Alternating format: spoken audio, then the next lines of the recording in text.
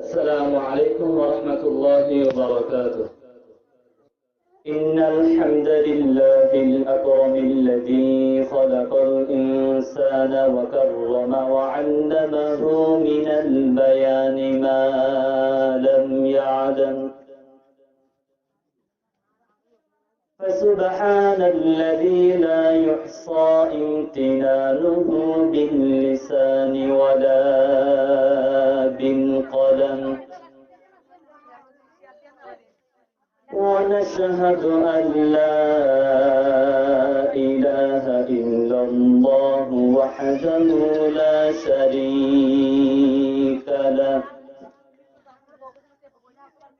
ونشهد أن سيدنا وحبيبنا ومولانا محمدا عبده ورسوله،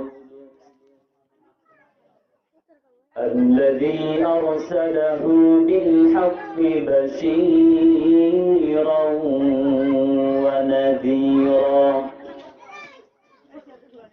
وداعيا إلى الله بإذنه وسراجا وقمرا منيرا،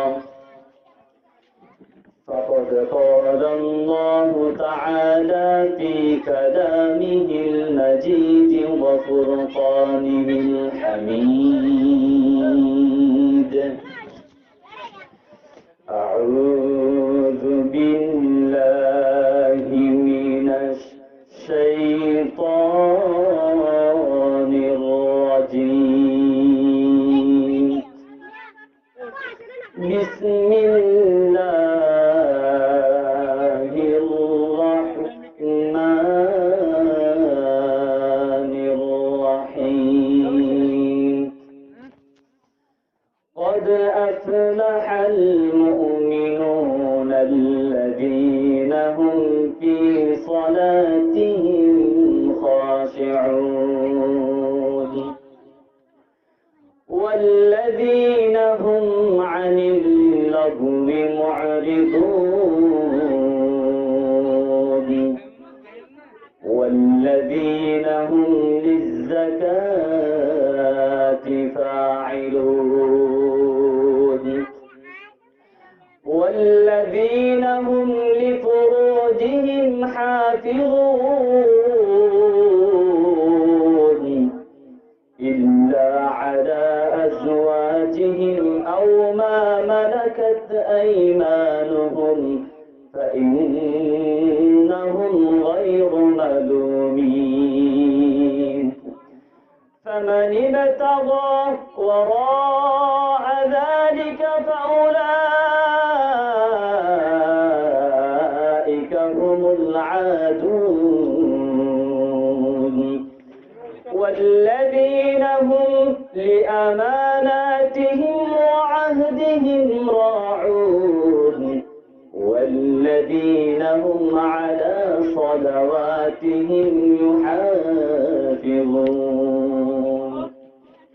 أولئك هم الوارثون الذين يرثون الفردوس هم فيها خالدون. وقال تعالى: إن الله وملائكته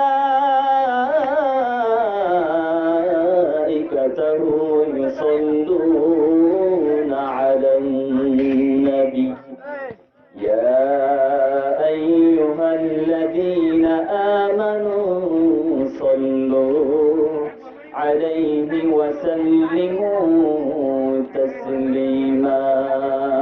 اللهم صل على سيدنا مولانا محمد وعلى آله سيدنا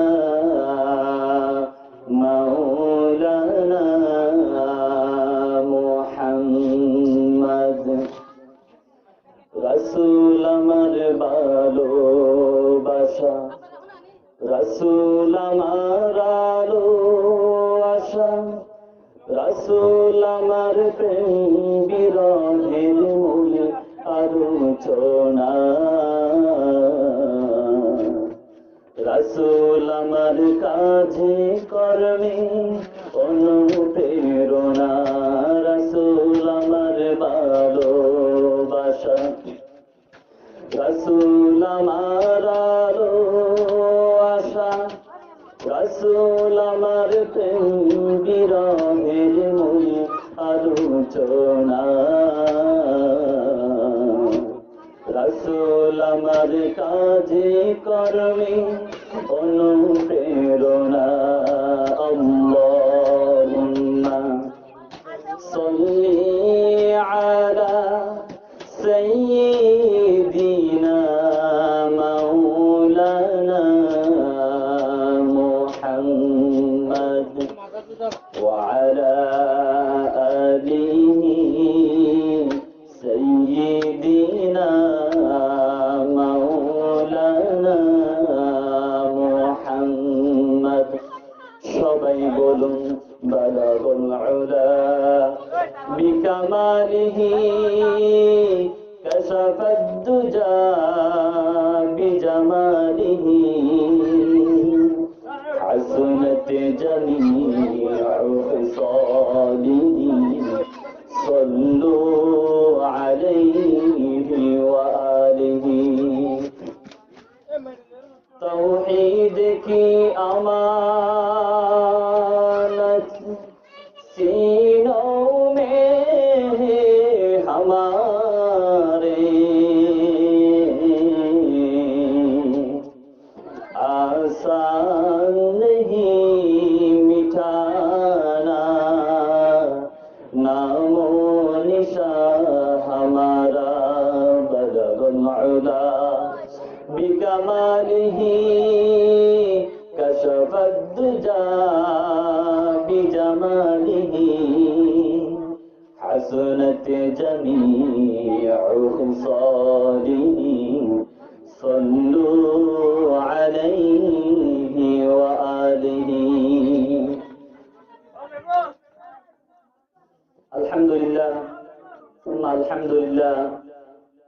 আল্লাহ পাকের অশেষ মেহেরবানি যে আল্লাহ পাক রব্বুল আলামিন আমাদেরকে আজকের নতুন পাড়ার জনাব আব্দুর রাজ্জাকের বাড়িতে এই ওয়াজ মাহফিলের মধ্যে আমরা আসতে পেরেছি, সেই জন্য সকলে দিন থেকে শুকরিয়া আদায় করি আলহামদুলিল্লাহ।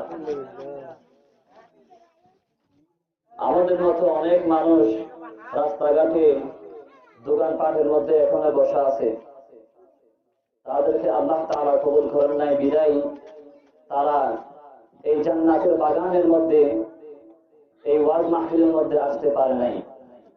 কারণ এই সমস্ত ভালো কাজগুলো, এই সমস্ত নেক কাজগুলো আল্লাহ পাক রব্বুল আলামিন যাদেরকে কবুল করেন তারা একমাত্র করতে পারে। সেই জন্য আমরা যারা আজকের এই মাহফিলের মধ্যে আসতে পারলাম, সেই জন্য সকলে আবার দিন থেকে শুকরিয়া আদায় করি আলহামদুলিল্লাহ। আল্লাহ পাক রব্বুল আলামিন কোরআন শরীফের মধ্যে বলেন, লাইন শাকারতুম লাযীদান্নাকুম ওয়া লাইন কাফারতুম ইন্না আযাবি লাশাদীদ। যদি আমার কোনো বান্দা আমার নিয়ামত পাইয়া যদি আমার শুকরিয়া আদায় করে, তাহলে আমি রব্বুল আলামিন আমার ওই বান্দাকে নিয়ামত বাড়িয়ে দেব। আর যদি আমার কোনো বান্দা আমার নিয়ামত পাওয়ার পরে আমার নিয়ামতের শুকরিয়া আদায় না করে, তাহলে আমি ওই বান্দার কাছ থেকে আমি যে নিয়ামত ওই বান্দাকে দান করলাম, ওই নিয়ামত সেই বান্দার থেকে ছিনিয়ে নেব এবং কাল কিয়ামতের কঠিন ময়দানের মধ্যে ওই বান্দাকে আমার কঠিন শাস্তির সম্মুখীন হতে হবে। সুতরাং আমরা যে এই মাহফিলের মধ্যে আসতে পারলাম, এটাও আল্লাহ তাআলার পক্ষ থেকে আমাদের জন্য একটা অনেক বড় নিয়ামত। ওয়াজ মাহফিল ভালো কাজের মধ্যে আসতে পারা, এটার চেয়ে বড় নিয়ামত আর কি হতে পারে? সেই জন্য আমরা শুকরিয়া আদায় করলাম আল্লাহ তাআলার কাছে। তো আমি আপনাদের সামনে কোরআন শরীফের অসংখ্য অগণিত সূরা সমূহের মধ্যে থেকে একটি সূরা সূরাতুল মুমিনুন, যেটি কোরআন শরীফের 18 নম্বর ধারায় অবস্থিত। এই সূরাতুল মুমিনুনের থেকে 10টি আয়াত আমি তেলাওয়াত করেছি। আল্লাহ পাক রব্বুল আলামিন কোরআন শরীফের মধ্যে মুমিনের নামকরণ করে দুইটি সূরা দিয়েছেন।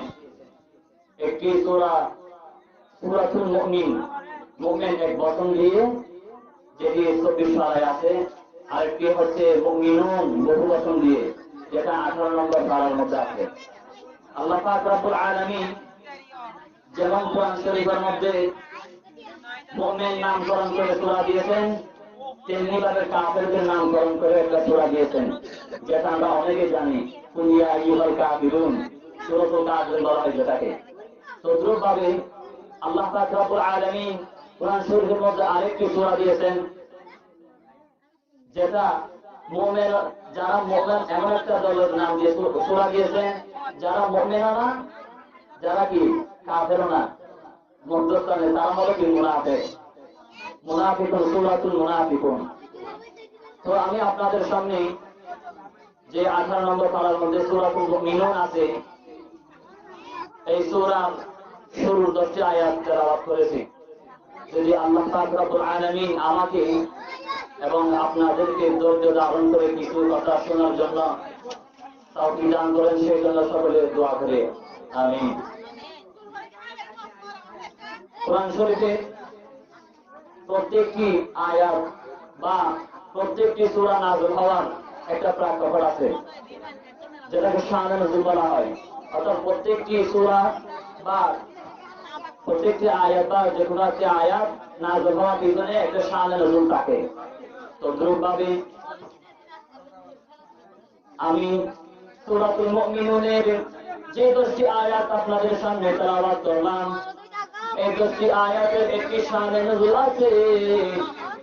মুসনাদে আহমদের বর্ণনার মধ্যে এসেছে, হযরত ওমর ইবনে খাত্তাব রাদিয়াল্লাহু তাআলা আনহু এবং কিছু সংখ্যক সাহাবায়ে কেরাম রাদিয়াল্লাহু তাআলা আনহুম আজমাইন একবার হুজুর সাল্লাল্লাহু আলাইহি ওয়াসাল্লামের পাশে মসজিদে নববীর মধ্যে বসা ছিল। তখন হঠাৎ সাহাবায়ে কেরামদের কানের মধ্যে মৌমাছির যেমন আওয়াজ করে, মৌমাছি যেমন বন বন করে আওয়াজ করে, সেই রকম একটা মৌমাছির আওয়াজ শোনা যাচ্ছে। তার কারণ হলো হুজুর সাল্লাল্লাহু আলাইহি ওয়াসাল্লামের মধ্যে, হুজুর সাল্লাল্লাহু আলাইহি ওয়াসাল্লামের উপর ওহী নাযিল হওয়ার বিভিন্ন রকমের পদ্ধতি ছিল। বিভিন্ন রকমের পদ্ধতি, বিভিন্ন মাধ্যমে হুজুর সাল্লাল্লাহু আলাইহি ওয়াসাল্লামের উপর ওহী নাযিল হতো। এক বর্ণনায় এসেছে 7 প্রকারের 7 নিয়মে হুজুর সাল্লাল্লাহু আলাইহি ওয়াসাল্লামের উপর ওহী নাযিল হতো।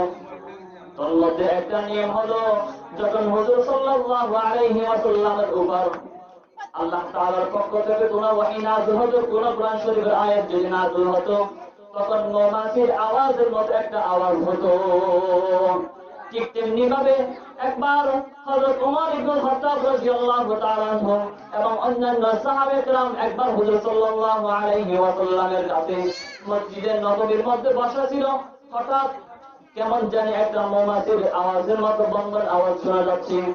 তখন সাহাবায়ে কেরাম হযরত ওমর রাদিয়াল্লাহু তাআলা আনহু মৌমাছির তালাশে, মৌমাছি খুঁজতে গিয়ে মসজিদের এদিক সেদিক ঘুরতেছে, কিন্তু কোথাও মৌমাছি দেখা যাচ্ছে না। তখন তিনি বুঝতে পারলেন এই মুহূর্তে হুজুর সাল্লাল্লাহু আলাইহি ওয়াসাল্লামের উপর আল্লাহ তাআলার পক্ষ থেকে ওহী নাযিল হচ্ছে।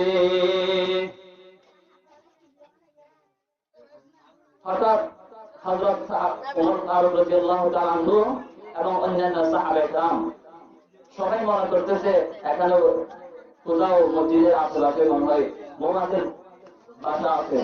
এই বলে ওরা মৌমাছির বাসা করতেছে। আসলে বাস্তবে হুজুর সাল্লাল্লাহু আলাইহি ওয়াসাল্লামের উপর ওহী নাযিল হচ্ছে। ওই সাত পদ্ধতিতে কি হয় ওহী নাযিল হয়, তার মধ্যে একটা হচ্ছে কি, যখন ওহী নাযিল হয় তখন কি হয়, হুজুর সাল্লাল্লাহু আলাইহি ওয়াসাল্লামের কাছে একটা মৌমাছির মতো আওয়াজ হয়। তখন হুজুর সাল্লাল্লাহু আলাইহি ওয়াসাল্লামের উপর যখন ওহী নাযিল হচ্ছিল, তখন হযরত ওমর ফারুক রাদিয়াল্লাহু তাআলা আনহু এবং অন্যান্য সাহাবা কেরাম সবাই চুপ হয়ে গেলেন এবং নিশ্চুপ হয়ে বসে রইলেন, কেউ কিছু বললেন না। যখন ওহী নাযিল হওয়া শেষ হলো, তখন হুজুর সাল্লাল্লাহু আলাইহি ওয়াসাল্লাম কিবলামুখী হয়ে বসলেন এবং আল্লাহ তাআলার কাছে দোয়া করলেন, আল্লাহুম্মা জিদনা ওয়া লা তানকুসনা ওয়া আকরিমনা ওয়া লা তুহিন্না ওয়া আ'তিনা ওয়া লা তাহরিমনা ওয়া আতিরনা ওয়া লা তু'তির আলাইনা وارض عنا وارضنا। আয় আল্লাহ তাআলা, আপনি আমাদেরকে নিয়ামত বাড়িয়ে দাও, আমাদেরকে কম করে দিও না। আয় আল্লাহ তাআলা, আপনি আমাদেরকে সম্মানিত করো, অপমানিত করো না। আয় আল্লাহ তাআলা, আপনি আমাদেরকে দান করো, আমাদেরকে মাহরুম করিও না। আয় আল্লাহ তাআলা, আপনি আমাদের প্রভাবকে অন্যের উপর বিস্তার করো, অন্যের প্রভাবকে আমাদের উপর বিস্তার করিও না। ওয়ারদি আন্না ওয়ারদনা, আল্লাহ তাআলা, আপনি আমাদের উপর সন্তুষ্ট হয়ে যান এবং আমাদেরকে আপনার উপর সন্তুষ্ট করুন। এই দোয়াকে করার পর হুজুর সাল্লাল্লাহু আলাইহি ওয়াসাল্লাম সাহাবায়ে কেরামদের দিকে মুখ ফিরে বসলেন এবং সাহাবায়ে কেরামদেরকে বললেন, হে আমার সাহাবায়ে কেরামরা, এক্ষুনি এই মুহূর্তে আমার উপর এমন 10টি আয়াত নাযিল হলো, যদি কোনো মুমিন বান্দা, যদি কোনো মুসলমান বান্দা এই 10টি আয়াতের উপর আমল করে, যদি এই 10টি আয়াতকে নিজের জিন্দেগির সাথে, নিজের জীবনের সাথে ফিট করে, তাহলে ওই ব্যক্তি জান্নাতুল ফেরদাউসের মালিক হয়ে যাবে। সুবহানাল্লাহ। এক্ষুনি আমার উপর এমন 10টি আয়াত নাযিল হলো, সূরাতুল মুমিনিনের শুরু এমন 10টি আয়াত আমার উপর নাযিল হলো, যদি কোন মুসলমান বান্দা এই 10টি আয়াতের উপর আমল করে, তাহলে ওই বান্দা আল্লাহ পাক রব্বুল আলামিন ওই বান্দার জন্য জান্নাতুল ফেরদাউস নির্ধারণ করে দিবে। এই বলে হুজুর সাল্লাল্লাহু আলাইহি ওয়াসাল্লাম সূরাতুল মুমিনিনের ওই 10টি আয়াত পড়ে শোনালেন। قد أفلح المؤمنون الذين هم في صلاتهم خاشعون। এবারে 10টি আয়াত হুজুর সাল্লাল্লাহু আলাইহি ওয়াসাল্লাম এরপরে কি করে শোনালেন। তাহলে প্রথম আয়াতের মধ্যে আল্লাহ পাক রব্বুল আলামিন বলেন, قد أفلح المؤمنون, নিশ্চয়ই সফলকাম হয়েছে মুমিনরা, নিশ্চয়ই সফলকাম হয়েছে মুমিনরা। এখন আমরা প্রথমে জানবো মুমিন কাকে বলে, এরপরে জানবো সফলকাম বলতে কি বোঝাচ্ছে আল্লাহ পাক রব্বুল আলামিন এখানে। মুমিন কাদেরকে বলা হয়? মুমিন কাদেরকে বলা হয়? মুমিন বলা হয় যাদের মধ্যে শান্তি জিনিস, যারা শান্তি জিনিসের উপর বিশ্বাস করবে, যারা শান্তি জিনিসের উপর বিশ্বাসী, তাদেরকে মুমিন বলা হয়। হাদিসের মধ্যে এসেছে, আমানতু বিল্লাহি ওয়া মালাইকাতিহি ওয়া কুতুবিহি ওয়া রুসুলিহি ওয়াল ইয়াউমিল আখির ওয়াল কদরি খায়রিহি ওয়া শাররিহি من الله تعالى والبعث بعد الموت। এক নম্বর, মুমিন বলা হয় তাদেরকে যারা আল্লাহ তাআলার উপর বিশ্বাস রাখবে, যারা আল্লাহ তাআলাকে বিশ্বাস করে তাদেরকে মুমিন বলা হয়, এবং যারা আল্লাহ তাআলার কিতাব সমূহকে বিশ্বাস করে তাদেরকে মুমিন বলা হয়, এবং যারা আল্লাহ তাআলার যত ফেরেশতা আছে তাদের উপর বিশ্বাস রাখে, এবং আল্লাহ তাআলা দুনিয়ার মধ্যে যত নবী রাসূলগণ পাঠিয়েছেন তাদের উপর বিশ্বাস রাখে, তাদেরকে মুমিন বলা হয়। এবং মুমিন যারা আছে তারা কিয়ামত দিবসের উপর বিশ্বাস রাখে, এবং মুমিন বলা হয় যারা তকদীরের উপর বিশ্বাস রাখে, তকদীরের ভালো মন্দ যা কিছু আছে সবকিছুর উপর বিশ্বাস রাখে, এবং মুমিন বলা হয় ওয়াল বা'থি বা'দাল মাউত, মৃত্যুর পরে যে আমাদেরকে পুনরায় আবার জীবিত হওয়া লাগবে, এই কথার উপর যিনি বিশ্বাস করে তাকে মুমিন বলা হয়। সুতরাং মুমিন বলা হয় যারা 7টি জিনিসের উপর বিশ্বাস রাখে, যারা 7টি জিনিসের উপর ঈমান এনেছে তাদেরকে মুমিন বলা হয়। এক নম্বর হলো আল্লাহ তাআলা, দুই নম্বর হলো ফেরেশতা, তিন নম্বর হলো কিতাব সমূহ, চার নম্বর হলো রাসূলগণ, পঞ্চম নম্বর হচ্ছে কিয়ামত দিবস, পরকাল, ছয় নম্বর হচ্ছে তকদীর, সাত নম্বর হচ্ছে মৃত্যুর পরে আবার পুনরায় জীবিত হওয়া লাগবে। এই সাতটি জিনিসের উপর যে মুসলমান বান্দা যে ব্যক্তি বিশ্বাস রাখে তাকে মুমিন বলা হয়। قد أفلح المؤمنون, নিশ্চয় সফল কাম হয়েছে মুমিনরা। তাহলে মুমিনের পরিচয় আমরা জানতে পারলাম। আল্লাহ পাক রব্বুল আলামিন এই আয়াতের মধ্যে বলেছেন যে নিশ্চয় সফল কাম হয়েছে মুমিনরা।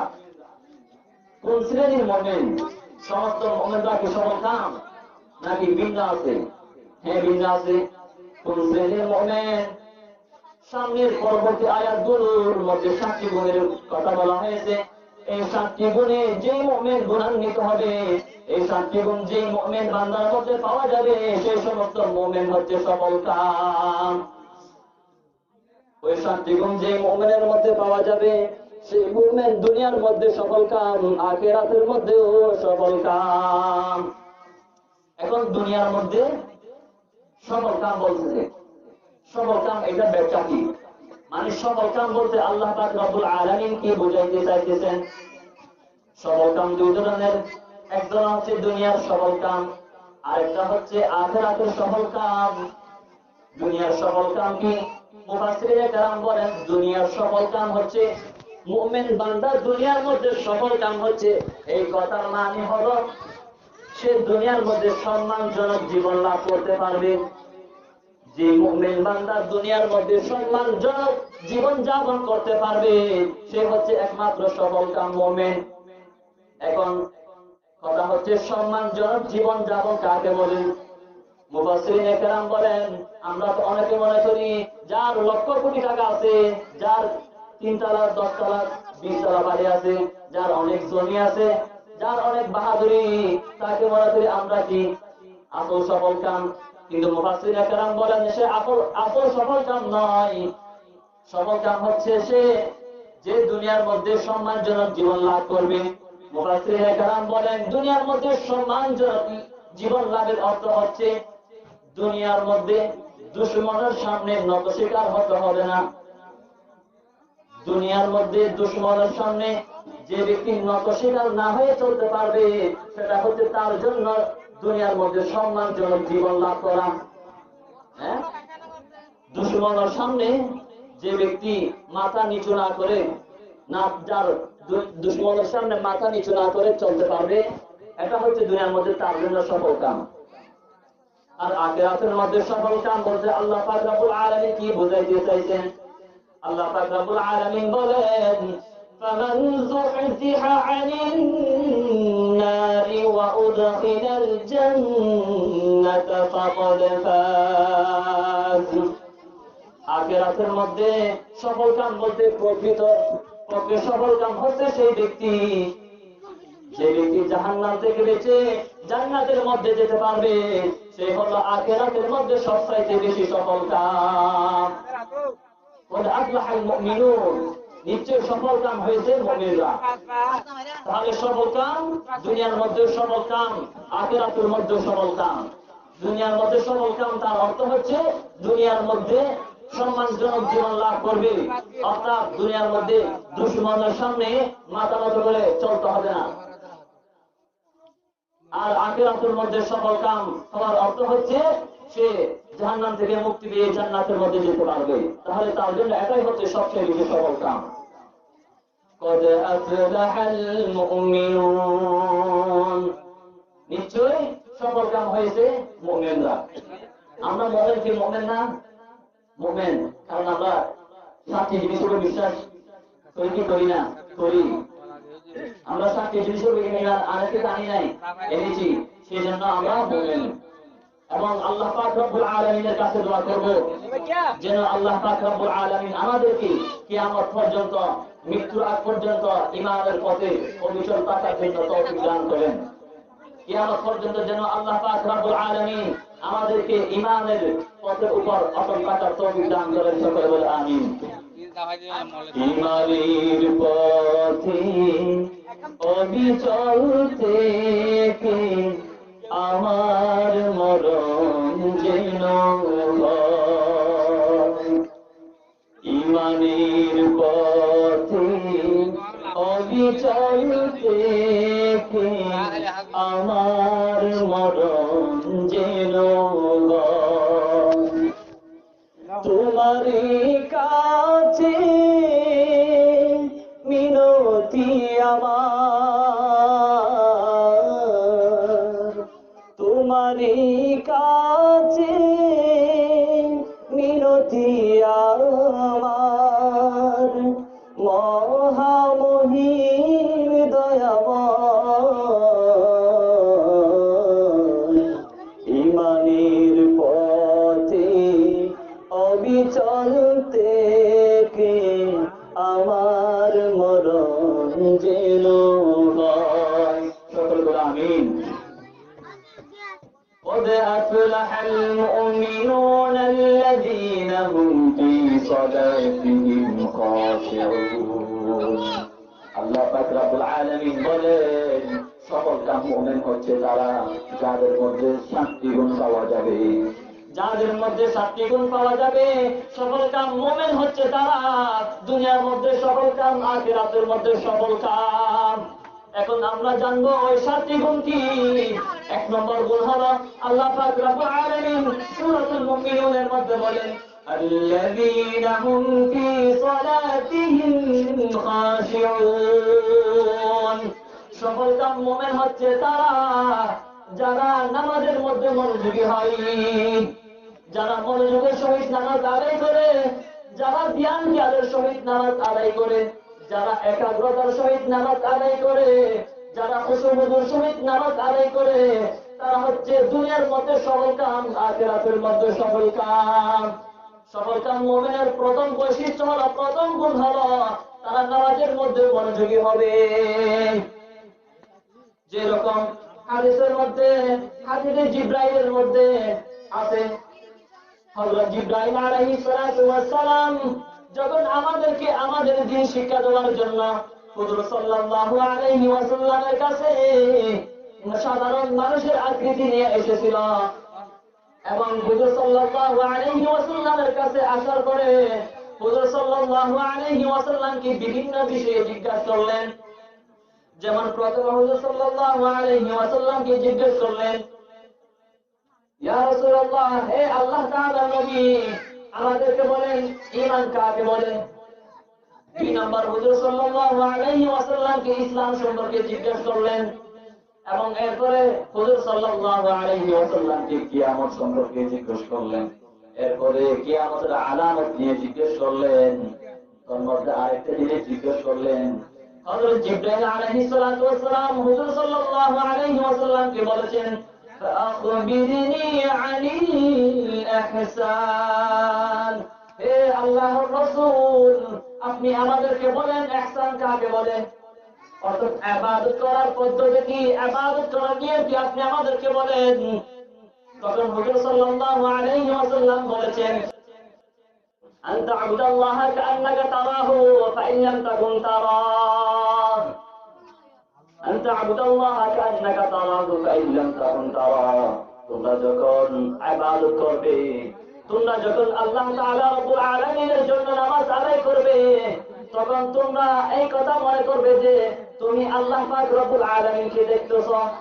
এটা অন্তরের মধ্যে রেখে ইবাদত করো। কিন্তু যদি তোমার মধ্যে এমন ঈমান, এমন যদি শক্তিশালী না থাকে, তোমার ঈমান যদি এরকম মজবুত না হয়, তাহলে তুমি এইভাবে ইবাদত করো যেন রব্বুল আলামিন তোমাকে দেখতেছে। যদি একজন মানুষ, যদি একজন ব্যক্তি, যদি একজন মুসলমান এই কথাটি অন্তরের মধ্যে রেখে যখন ইবাদত করবে, আমি ইবাদত করতেছি, আমার রব্বুল আলামিন আল্লাহ তাআলা আমাকে দেখতেছে, যদি এই কথা ভেবে কোনো মানুষ ইবাদত করে, তাহলে তার নামাজটা কত খুশুর সহিত হবে, তার নামাজের মধ্যে কত মনোযোগী হবে। উদাহরণস্বরূপ যেমন নাকি যে সমস্ত চাকরিজীবী আছে, তারা যখন চাকরির মধ্যে কাজ করে এবং সে যদি জানতে পারে যে তার মালিক তার সামনে বসে আছে, তাহলে সেই কাজটা কিরকম সুন্দর করে করবে। যদি একজন চাকরিজীবী সে তার সামনে যখন মালিক বসে থাকবে, সে কি কাজের মধ্যে কোনো ধরনের ফাঁকি দিবে নাকি? কাজটা খুব মনোযোগ সহকারে করবে, কারণ মালিক দেখতেছে যদি আমি কাজের মধ্যে কোনো ধরনের ধোঁকা দেই তাহলে মালিক আমাদেরকে চাকরি থেকে বের করে দিবে। ঠিক তেমনি ভাবে যখন একজন মুসলমান এই কথা অন্তরের মধ্যে রেখে যখন ইবাদত করবে যে আমি যে ইবাদত করতেছি আমার মালিক রব্বুল আলামিন আমার দিকে তাকিয়ে আছেন, এই কথা ভেবে যখন কোন একজন মুসলমান ইবাদত করবে, নামাজ পড়বে, তখন তার নামাজটা কতই না সুন্দর হবে। নামাজের মধ্যে মনোযোগী হওয়া মুমিনের 1 নম্বর বৈশিষ্ট্য হচ্ছে নামাজের মধ্যে মনোযোগী হতে হবে। আরেক হাদিসের মধ্যে আছে, এক সাহাবী হুজুর সাল্লাল্লাহু আলাইহি ওয়াসাল্লামের কাছে এসে বললেন, ইয়া রাসূলুল্লাহ, আমাকে কিছু নসিহত করেন, আমাকে কিছু ওয়াজ করেন। কিন্তু আমি খুব একজন ব্যস্ত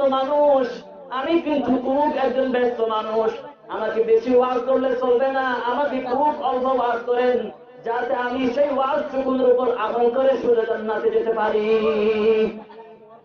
তখন হুজুর সাল্লাল্লাহু আলাইহি ওয়াসাল্লাম ওই সাহাবীকে বললেন, যখন তুমি নামাজের মধ্যে দাঁড়াবে তখন তুমি এইটা মনে করবে যে এই নামাজটাই আমার জীবনের শেষ নামাজ। جاء رجل إلى النبي صلى الله عليه وسلم فقال عزني وأوجد। এক সাহাবী হুজুর সাল্লাল্লাহু আলাইহি ওয়াসাল্লামের দরবারের মধ্যে আসলেন, বললেন, ইজনি ওয়া আউজিজ, হে আল্লাহর রাসূল, আমাকে খুব স্বল্প কিছু ওয়াজ নসিহত করুন। قال النبي صلى الله عليه وسلم, তখন হুজুর সাল্লাল্লাহু আলাইহি ওয়াসাল্লাম বললেন, ইযা কুনতা ফি সালাতিকা, যখন তুমি নামাজের জন্য দাঁড়াবে, ফাসাল্লি সালাতা মুয়াদ্দিইন, তখন তুমি মনে করবে যে এই নামাজটাই হচ্ছে আমার জীবনের শেষ নামাজ। হোক সেটা জোহরের নামাজ, হোক সেটা আসরের নামাজ, হোক সেটা মাগরিবের নামাজ, তুমি যে নামাজ পড়ো না কেন, যদি অন্তরের মধ্যে এইটা রেখে নামাজ পড়ে যে এইটা আমার জীবনের শেষ নামাজ। উদাহরণস্বরূপ, যদি একজন মানুষ এই কথা জানতে পারলো যে সে কালকে 10টার সময় মারা যাবে, তখন ওই ব্যক্তি সে তার জীবনের শেষ নামাজ ফজরের নামাজটা কিরকম সুন্দর করে পড়বে। যদি একজন মানুষ জানতে পারে যে সে 8টার দিকে মারা যাবে, দিনের 8টায়, আর সে নামাজ পড়তে পারবে শুধুমাত্র একটি নামাজ, ফজরের নামাজ, তখন সে ওই নামাজটা কিরকম সুন্দর করে পড়বে বলুন, কিরকম মনোযোগ সহকারে পড়বে। সেই জন্য আল্লাহ পাক রব্বুল আলামিন বলেন নামাজের মধ্যে মনোযোগী হও। এবং হাদিসের মধ্যে রাসূল সাল্লাল্লাহু আলাইহি ওয়াসাল্লাম বলেছেন, যে নামাজ পড়ো না কেন জীবনের শেষ নামাজ মনে করে পড়ো, তাহলে ওই নামাজটাই তোমার জীবনের শেষ নামাজ মনে করে পড়লে সেই নামাজটা অনেক বেশি মনোযোগ সহকারে হবে এবং সেই নামাজের মধ্যে খুশু পাওয়া যাবে এবং সেটা আল্লাহ তাআলার কাছে বেশি গ্রহণযোগ্য হবে। আল্লাহ পাক রব্বুল আলামিন আমাদেরকে বেশি বেশি মনোযোগের সহিত নামাজ আদায় করার তৌফিক দান করুন।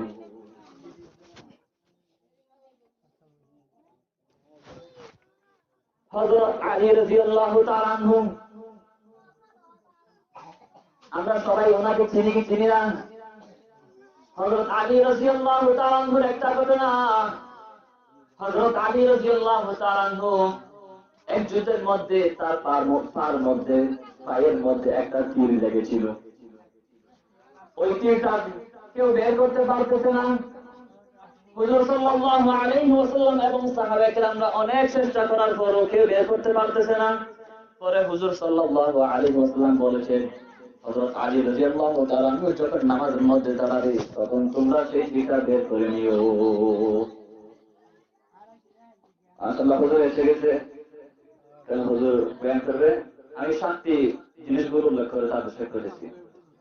7 গুণে গুণান্বিত যে সমস্ত মুমিনের মধ্যে 7টি গুণ পাওয়া যাবে তারাই হচ্ছে সফল কাম। দুনিয়ার মধ্যে সফল কাম, আখিরাতের মধ্যে সফল কাম। 1 নম্বর গুণ হচ্ছে সফল কাম মুমিন হচ্ছে তারা যারা মনোযোগের সহিত নামাজ আদায় করে। তারপর 2 নম্বর সফল কাম মুমিনের গুণ হচ্ছে, বৈশিষ্ট্য হচ্ছে যারা অনর্থক কাজকর্ম করে না, অনর্থক কাজকর্ম, অনর্থক বেফায়দা কাজকর্ম থেকে বিরত থাকে।